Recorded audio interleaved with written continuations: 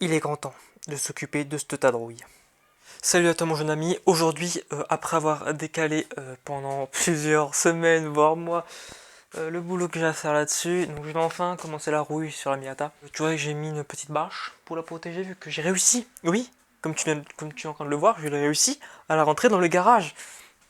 Comment j'ai fait? J'ai foutu des rampes pour mettre sur plateau et et une armée de planches assez épaisses, comme on peut voir.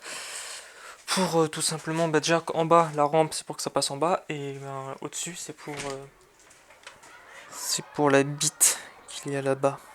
Donc quand tu ouvres, il y a un petit bout de métal qui reste du portail. Et en gros, tellement elle est basse, même avec les planches, j'étais vraiment à ça. D'arracher tout ce qu'il y a en dessous de la voiture. Donc voilà, mais je suis obligé de la rentrer pour faire ça, parce que maintenant il commence à pleuvoir, à faire très froid, l'humidité.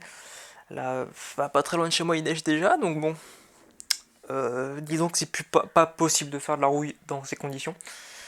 Du coup j'ai dû la rentrer pour faire ça. Et de ce côté, voilà ce qu'on a à faire. Donc ça, ici, ça baille un peu, mais ça devrait pas être traversant normalement. Là où c'est un peu technique, c'est le côté droit. Donc comme on peut voir, oh, putain, bien bouffé l'enculé. Ça me pète un peu les couilles. Mais bon, on va déjà faire l'autre côté, voir comment ça se traîne. J'ai également un bout traversant dans l'aile côté coffre, dans l'aile gauche.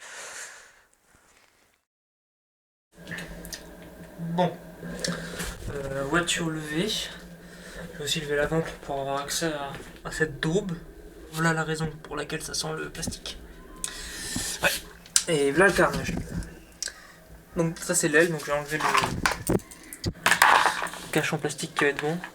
Là on peut voir à l'intérieur le câble pour ouvrir la trappe. Et là,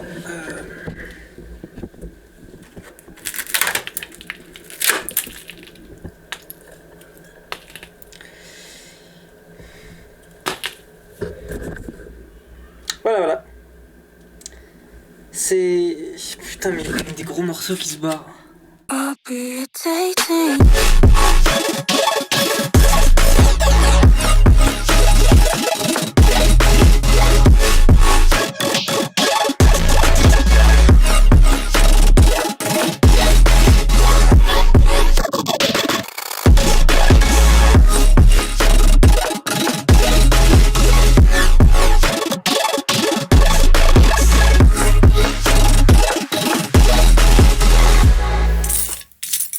Bon, allons droit au but. C'est mort de chez mort.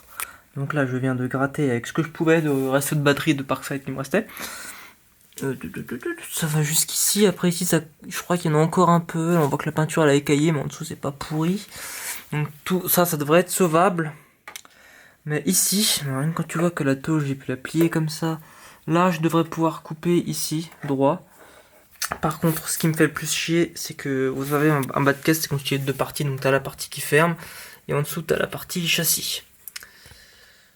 Disons que le trou là, tout ce trou là, c'est la partie châssis. Donc là où il y a le trou là, c'est une partie renforcée normalement qui est censée tenir la caisse. Et ça c'est vraiment juste esthétique qui vient se placer par dessus pour faire une belle courbe. Et quand tu peux voir ce qu'il y a en dessous. On va pas se mytho, que c'est un peu la merde. Bon là, ça, faut que je vois ici. Non, c'est pas récupérable, c'est pourri jusque là. C'est encore plus attaqué que prévu. Moi, j'aurais pensé juste avec cette partie, je dois la retaper. Mais là, je vois que c'est carrément en dessous. C'est un beau morceau. Hein. Et là, dites-vous quand même que ça, c'est le côté où c'était le moins visible, où il y avait le moins de trucs. Où il y avait juste un petit bout qui s'éclatait là. L'autre côté, c'est vraiment mort de chez mort. J'ai peur de commencer. Donc là, le projet que j'avais, c'était de tout frotter, donc tout décaper pour savoir où est la limitation, de découper ensuite toutes les pièces complètement pourries va falloir refaire, et après faire déjà les patrons au scotch ou au carton, des pièces qu'il va falloir que je refabrique, et après acheter de la tôle pour pouvoir le faire. Mais vu ce qu'il y a en dessous, je sais pas si je y arriverai. J'ai jamais fait ça, et ça, là, elle est vraiment bien attaquée. Là, c'est pas une petite pièce, c'est pas une petite pièce comme ça là-haut. Hein. Là, c'est genre bien attaqué. De l'autre côté, c'est pareil. Hein. Mais je ne garantis rien, cette vidéo va s'allonger sur le temps. Moi je vous le dis parce que je suis incompétent dans le domaine. A few moments later. Bon, il y a quelques bonnes nouvelles. Première bonne nouvelle, on a gagné du poids. Pas mal de poids. Deuxième bonne nouvelle, la partie interne donc que j'aurai à refaire, ce sera juste ce bout là et le bout ici. Parce qu'en soi, ça, c'est solide. Je le gratte, je le frotte bien, je le ponce bien, je le traite et puis c'est reparti. Ça remotive un peu. Là, je vais m'apprêter à dégraisser l'acétone pour pouvoir mettre mon frametto. Frametto stop rouille. Là, je me suis amusé à découper. Donc j'ai bien découpé ça comme un cochon. Vois-tu? Par contre, cette voiture, c'est peut-être pas son premier point de rouille. Parce que je me disais bien que ce tas de mastic, c'était peut-être pas normal. Donc il y a quand même une bonne... On voit peut-être pas la caméra, mais il y a une bonne épaisseur. J'ai un demi-ongle. Et on peut voir juste ici que c'est comme un métal rongé qui remonte et qui a été comblé de mastic.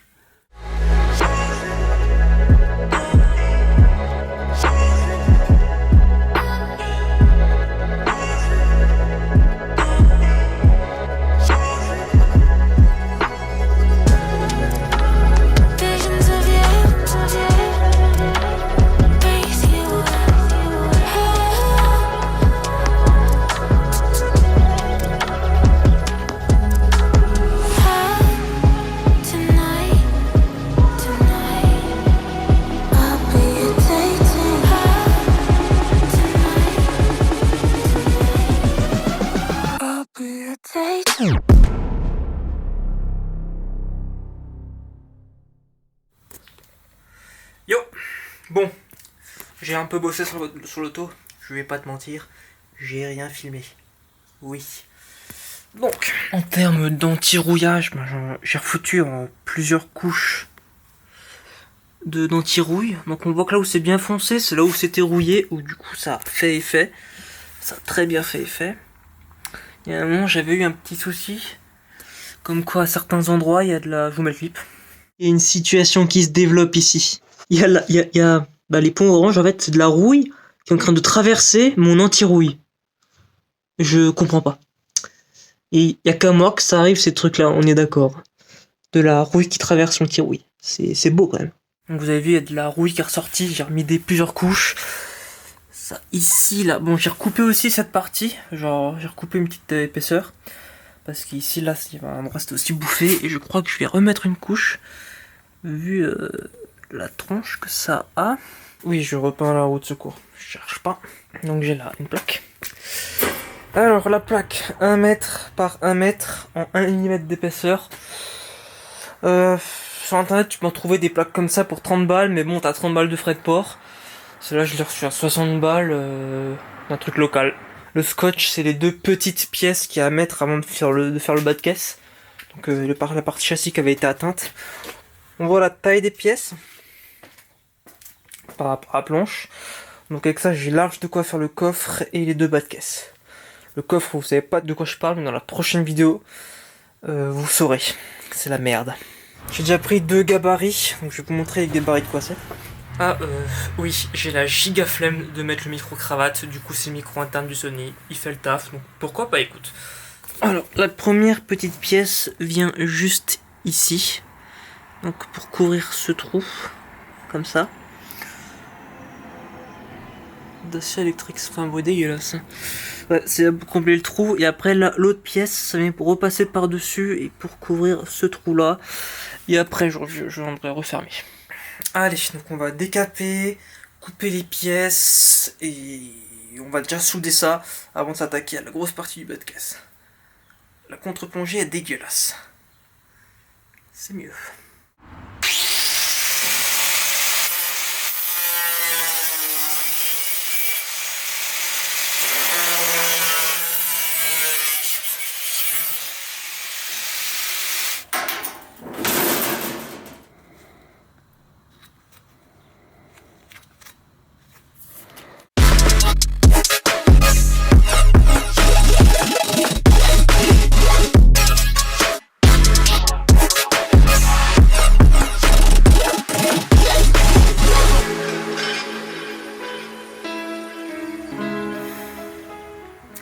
Évidemment, avec cette voiture, il n'y a rien qui se passe comme prévu.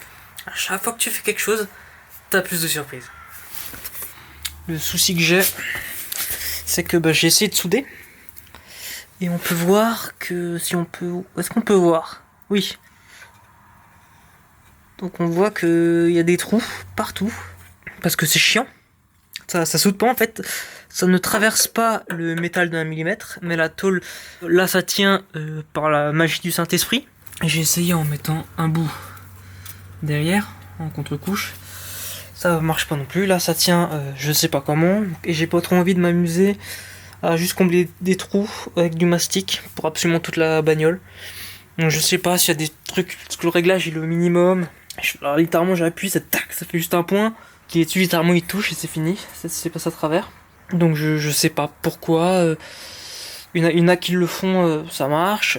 Moi, c'est du fil fourré, si vous voulez savoir, en 0,8. J'étais au courant que c'était difficile, mais je me suis dit justement tôle de 1 mm, il y en a beaucoup qui ont fait des réparations avec du fil fourré, en dessous de la carrosserie. Récemment, le garage noir, je crois que c'est le même procédé, avec la même tôle de 1 mm, qu'il a réparé la même voiture. La tôle de la bagnole, elle est pas trop fine parce que en fait partout il y avait de la rouille, j'ai complètement enlevé. Du coup là c'est parfaitement sain, c'est une tôle qui a l'épaisseur d'origine. Et il y a aussi Smell Like Gasoline qui a comblé des trous dans son capot. Je crois que c'était aussi avec ce procédé. Bon, je risque de faire tout ça en off et je vous reprends pour vous montrer comment c'est et pour mettre la plaque finale par-dessus. Donc vraiment le bas de caisse. Et tous les trucs en interne, là, je vous montrerai quand j'aurai fini parce que là ça m'énerve. J'ai toute l'après-midi que je suis passé dessus, ça m'énerve. Allez, la prochaine. Ouais, ça fait un moment, mais j'ai avancé, t'inquiète pas. Du coup, j'ai réussi à souder, on le voit même pas, tiens. Donc j'ai réussi à souder ça à peu près proprement. Là-haut, c'était la grosse merde, parce que peu importe ce que je faisais, ça traversait. Et sinon, le reste, j'ai fait des gros pâtés, parce qu'en fait, c'est la technique que j'utilisais pour pas traverser. On voit que c'est pas parfait, des trous partout encore. Normalement la torche quand tu la tiens, t'appuies, ça vient toucher, le fil il avance, ça vient remplir au fur et à mesure, tu vois. Le problème c'est que le fil n'allait pas assez vite et qu'en mode j'ai été en mode MIG, donc là oui je pouvais régler la vitesse du fil, là ça bombardait. Mais le problème c'est que la tension même au minimum c'était beaucoup trop élevé, l'arc il faisait n'importe quoi, c'était un bordel, ça chauffait beaucoup trop. Du coup en fait ce que je faisais avec mon truc c'est que j'appuyais et j'avançais en même temps. Du coup ça faisait comme si le fil sortait plus rapidement. C'est ghetto, mais bon, j'ai pas trop le choix. 12 seconds later. Je viens actuellement de poser joint polyuréthane, donc ce petit joint polyuréthane. Je sais pas si je l'ai déjà dans cette vidéo, j'ai dit dans la vidéo qui va sortir prochainement, après celle-ci, parce que je tourne 2 vidéos en même temps, mais celle qui va sortir après, c'est celle que j'ai le plus avancée. C'est un peu, ouais, c'est compliqué à gérer. Du coup, j'ai pris du joint polyuréthane équerre, donc pour faire... tout ce qui est jointure sur les cordons de soudure pour que ce soit étanchéifié et collé bien.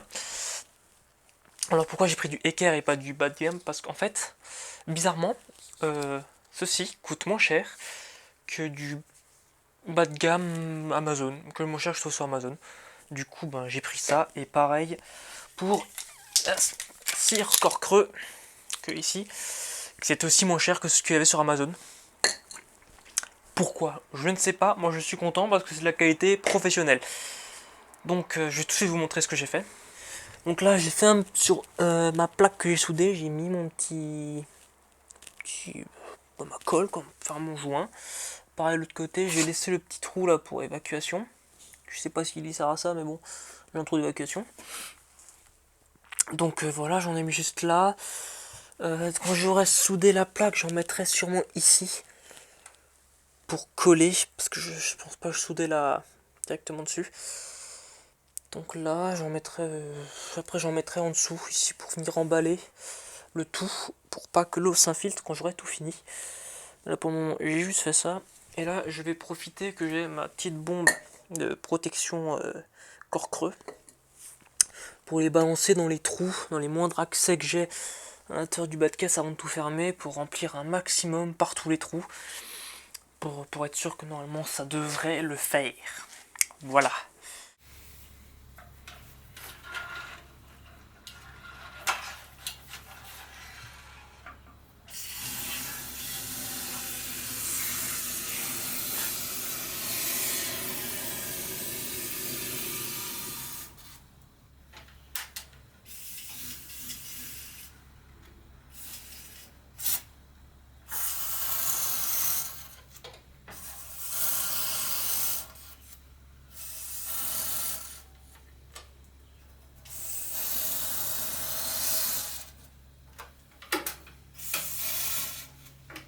Bon, j'en ai peut-être mis un peu beaucoup. Ça goûte.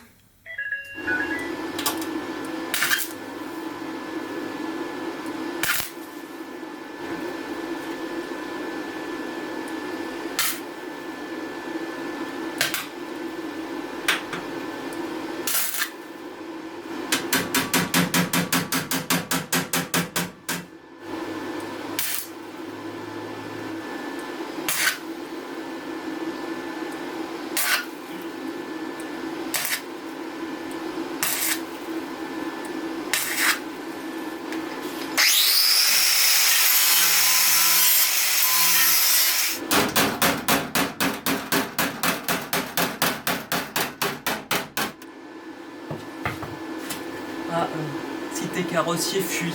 Cours loin, très loin.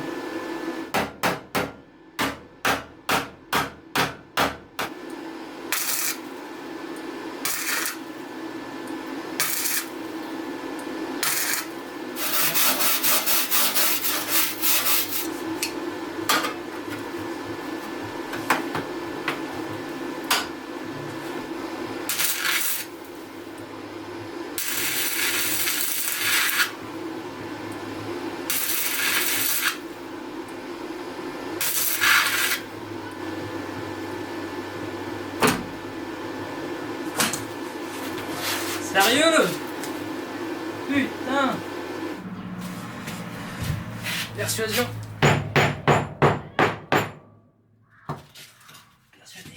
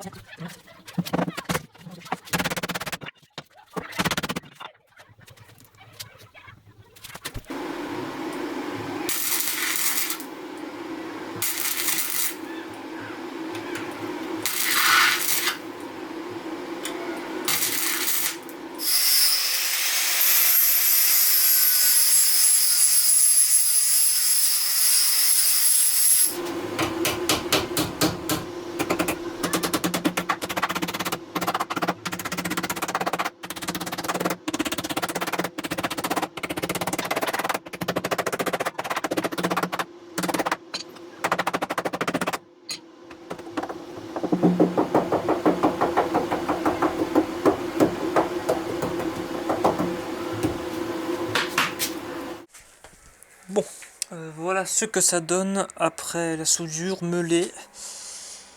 Tout ça, ça ressemble à quelque chose. C'est pas trop mal. Il reste plus qu'à mettre une couche d'après, mastiquer les trous, là partout, tout faire lisse pour que tout soit propre. Ensuite réapprêter par-dessus le mastic. Faire le joint polyuréthane qui aura tout le long là derrière, ainsi que sur le bord là. Et peindre. Peindre, vernis, tout ça. Et après, ce sera fini. Le galbe n'est pas exactement le galbe d'origine. Genre, on voit bien ici là que ça part trop droit. Mais je suis plutôt content, ça se voit pas trop de loin. En plus, c'est la voiture elle va être posée par terre, ce sera vraiment en bas, on le verra pas. Et tu vois pas les deux côtés en même temps, du coup, on voit pas la différence. Plutôt content de moi. Allez, on se retrouve pour les prochaines étapes. Allez, on passe à la pose du joint en polyuréthane. C'est parti.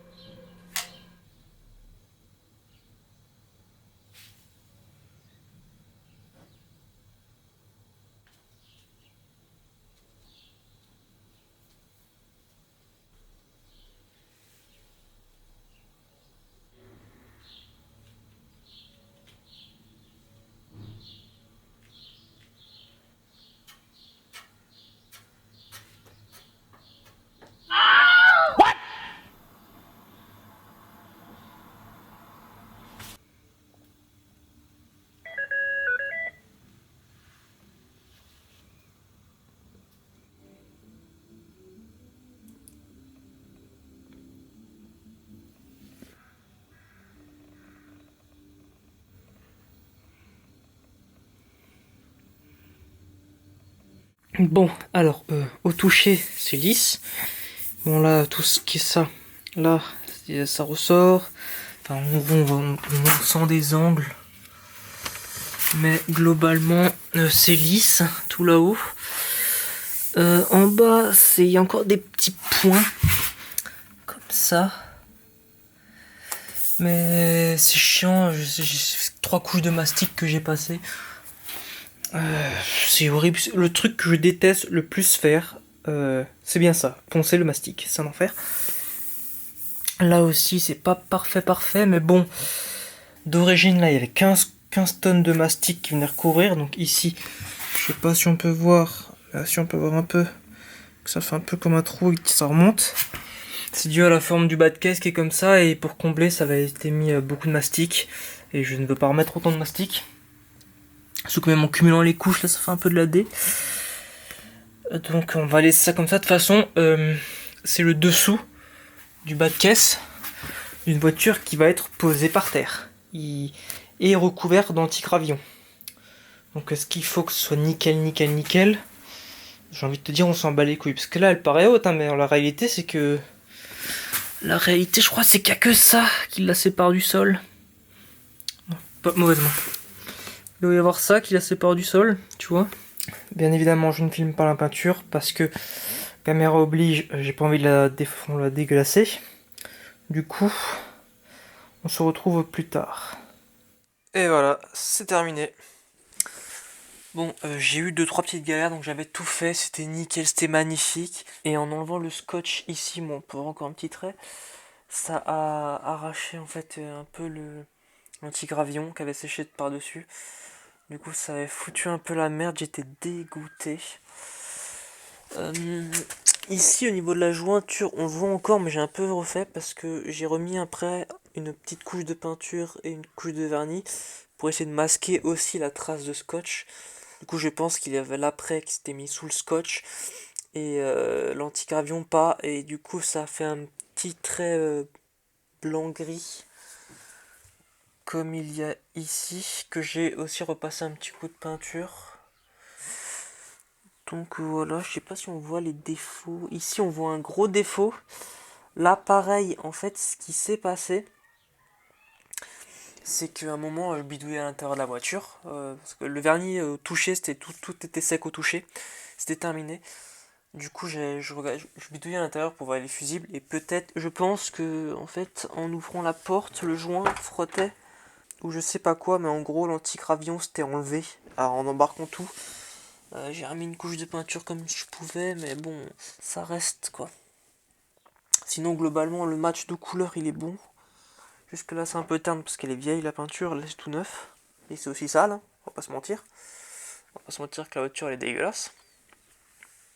Mais voilà. Globalement, de toute façon, comme j'ai dit, la voiture, elle est tellement posée par terre, elle est tellement basse.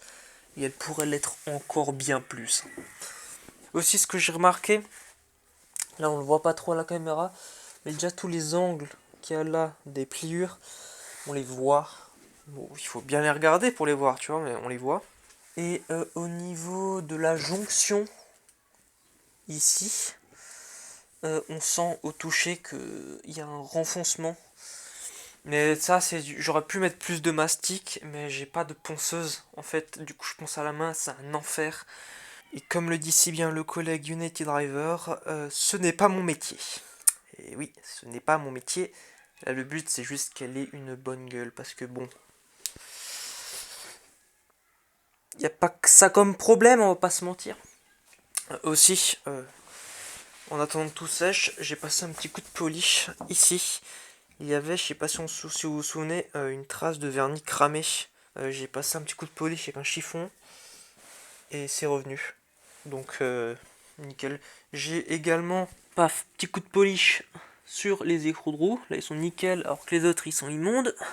Et un petit coup sur la ligne. Bon, là, ça se voit pas parce que y a de la poussière partout. Mais en gros, de base, c'était vraiment opaque. Et là, c'est brillant. Voilà, ce côté étant terminé, on va désormais s'attaquer à l'autre côté. Ça, je le ferai dehors pour avoir plus de place parce que la rentrée en marche arrière, vu la galère que c'était pour la rentrée en marche avant, en marche arrière, ça va être un enfer. Donc on se retrouve juste après ça, à tout de suite.